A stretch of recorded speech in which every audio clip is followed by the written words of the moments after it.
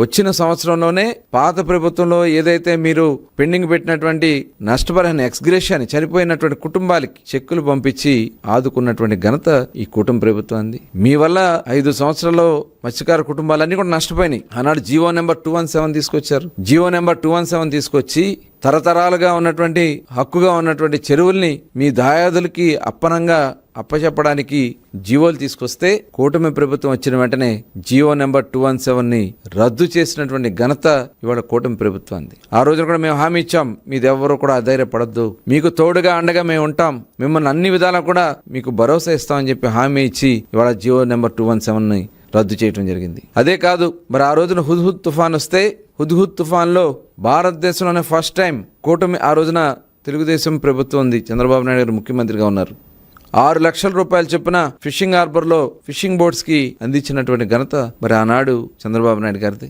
మొన్న last elections ముందు fishing హార్బర్లో దగ్గర 45 పడవలు ఫైర్ యాక్సిడెంట్ జరిగి పూర్తిగా నష్టపోతే కనీసం వాళ్ళని వచ్చి పలకరించినటువంటి జగన్మోహన్ రెడ్డి గారు ఇవాళ వచ్చి దొంగ డ్రామాలు ఆడుతూ ఉంటే ఇది ఎంతవరకు హర్షిస్తారో ఒకసారి ఆలోచించాలి.